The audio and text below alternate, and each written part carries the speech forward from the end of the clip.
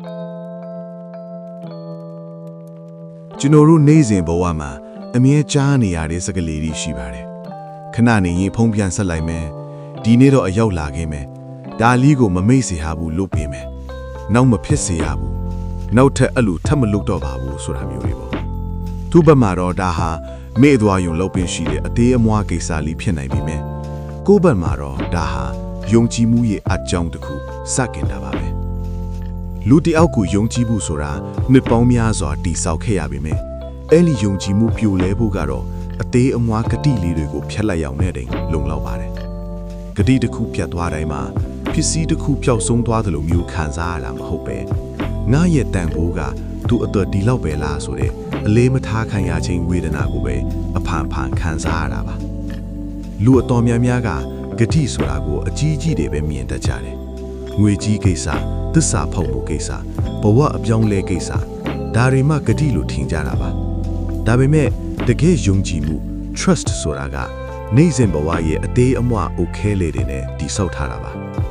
အိုခဲတစ်လုံးချင်းစီကတီးငယ်ပြီးမဲ့အဲ့ဒီအိုခဲလေးတွေပဲ့ထွက်သွားတဲ့အခါအင်ကြီးတစ်လုံးလုံးပြိုကျဖို့အချိန်တိတ်မလိုတော့ပါဘူးစိတ်ပညာမှာ micro betrayals လို့ခေါ်တဲ့အသေးစားသစ္စာဖောက်မှုလေးရှိပါတယ်ဒါဟာတိတာထင်ရှားတဲ့သစ္စာဖောက်မှုမျိုးမဟုတ်ပေမဲ့အကြိမ်ကြိမ်အဖန်အဖန်ဖြစ်လာတဲ့အခါမှာစိတ်တန်ရာကိုဖြစ်စေပါတယ်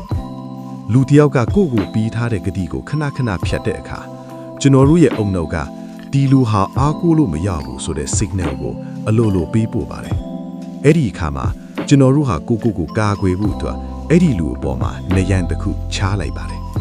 နောက်တစ်ခါသူဂတိပေးရင်တော့ကျွန်တော်တို့မယုံတော့ဘူးမယုံတော့တဲ့အခါမှာဆက်ဆံရေးမှာရှိတဲ့နှွေးထွေးမှုတွေပျောက်ဆုံးသွားပါတယ်ကိစ္စလေးကတေးသေးလေးပါဘာလို့ဒီလောက်စိတ်ဆိုးနေရတာလဲလို့အမေးခံရတဲ့အခါကျွန်တော်တို့ပိုနာကျင်ရပါတယ်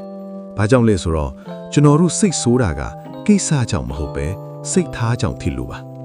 အသေးအမွှားကိစ္စလေးတွေကိုတော့ဂရုတစိုက်မလို့ပေးနိုင်ဘူးဆိုရင်ဘဝရဲ့အရေးကြီးတဲ့အခြေအနေတွေမှာတော့ဒီလူဟာငါ့ကိုပေးထားတဲ့ဂတိတည်နိုင်ပါမလားဆိုတဲ့စိုးရိမ်စိတ်ကဝင်လာပါတယ်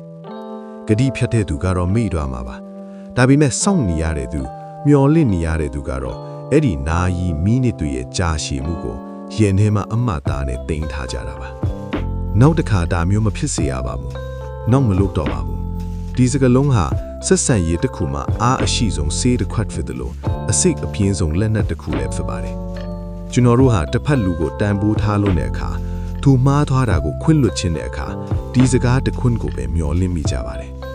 ဒါပေမဲ့ဒီစကားကိုပြောပြီးခဏအကြာမှာပဲမူလအတိုင်းပြန်ဖြစ်သွားတာမျိုးအရင်အမားမျိုးကိုပဲထက်လွတ်တာမျိုးကြုံရတဲ့အခါအဲ့ဒါဟာမေ့တာမဟုတ်တော့ပဲရွေးချယ်မှုတစ်ခုဖြစ်သွားပါပြီနောက်မလုပ်တော့ပါဘူးလို့ပြောလိုက်တာဟာတစ်ဖက်လူရဲ့ဒေါသကိုခဏတာငြိမ်သက်သွားအောင်လုပ်တဲ့နီလန်းတစ်ခုဖြစ်နေသလား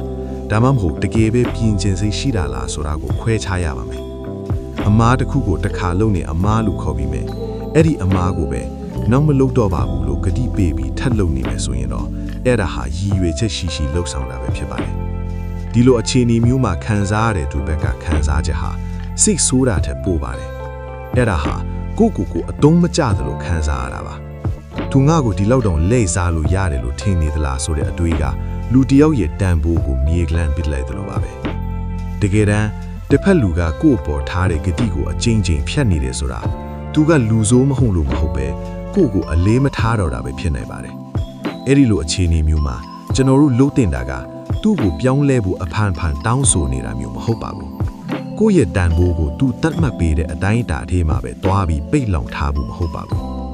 နောက်မဖြစ်စေရဘူးဆိုတဲ့စကားကိုယုံကြည်ပြီးအကြိမ်ကြိမ်ခွင့်လွှတ်ခဲ့တဲ့ကိုယ့်ရဲ့စိတ်ထားဟာအားနည်းချက်မဟုတ်ပါဘူးဒါပေမဲ့အဲ့ဒီစေတနာကိုအခွင့်ကောင်းယူခွင့်ပေးမိနေတာကတော့ကိုပြန်ပြီးတတိပေးတော့မှာပါသူ့ဘက်ကဂတိတီးဖို့ပြက်ကွက်ထဲညတော့ကိုယ့်ဘက်ကကိုပေးထားတဲ့ဂတိတစ်ခုတော့မပြတ်ပါစေနဲ့အဲ့ဒါကတော့ကိုယ့်ရဲ့စိတ်အေးချမ်းမှုကိုတန်ဖိုးမထားတဲ့သူတွေလက်ထဲမှာကိုယ့်ရဲ့ပျော်ရွှင်မှုကိုပုံမအားထားဖို့ပါတခါတလေမှာအကောင်းဆုံးသောပြုပြင်ပြောင်းလဲခြင်းဆိုတာတစ်ဖက်လူကိုပြောင်းလဲဖို့ကြိုးစားတာမျိုးမဟုတ်ပဲကိုယ့်ရဲ့မျှော်လင့်ချက်တွေကိုရှော့ချပြီးကိုပိုချစ်တတ်အောင်သင်ယူခြင်းသာဖြစ်ပါတယ်သူ့ကိုဂရုမစိုက်နေမဲ့အစားကိုပိုချစ်ပေးဖို့သင်ယူရမှာပါသူစီကဂတိတွေကိုမမျှော်လင့်တော့တဲ့နေ့သူ့ရဲ့ပေါ့ဆမှုတွေကကိုမနာကျင်စေတော့တဲ့နေ့ဟာ ကိုယ့်ရဲ့စိတ်နှလုံးတကယ်လွတ်မြောက်တဲ့နေ့ပါပဲကိုဟာလေးစားမှုနဲ့ထိုက်တန်တဲ့သူချစ်တယ်လို့ပြောတဲ့အတိုင်းတီးတဲ့သူတွေကိုပဲအနားမှာထားတဲ့သူပါကိုယ့်ရဲ့အချိန်တွေကိုယ့်ရဲ့ယုံကြည်မှုတွေဟာအယမ်းတန်ဖိုးရှိပါတယ်အဲ့ဒါတွေကိုတန်ဖိုးမတီးတဲ့သူလက်ထဲမှာဆက်ပြီးပုံမအားထားဖို့လိုပါတော့တယ်ကဲမိတ်ဆွေတို့ရဲ့အနည်းဆုံးလူကတော့နောက်မလုပ်တော့ပါဘူးဆိုတဲ့ဂတိကိုဘယ်နှချိန်လောက်ဖြတ်ခဲ့ဘူးပါလဲ